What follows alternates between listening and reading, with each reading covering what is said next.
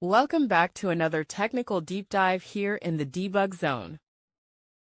Today we're tackling a big question and breaking it down with insights from other users.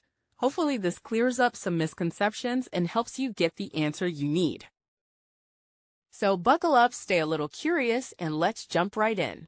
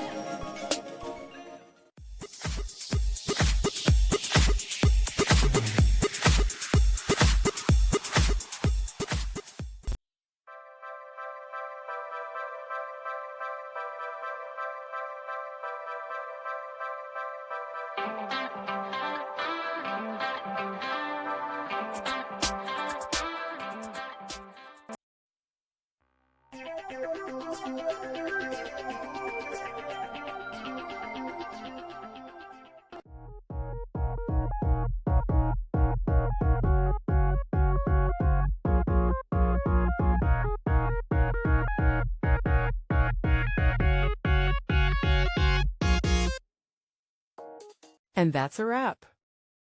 I hope you found the answer you were looking for. If you did, take a second to hit that subscribe button. It really helps out.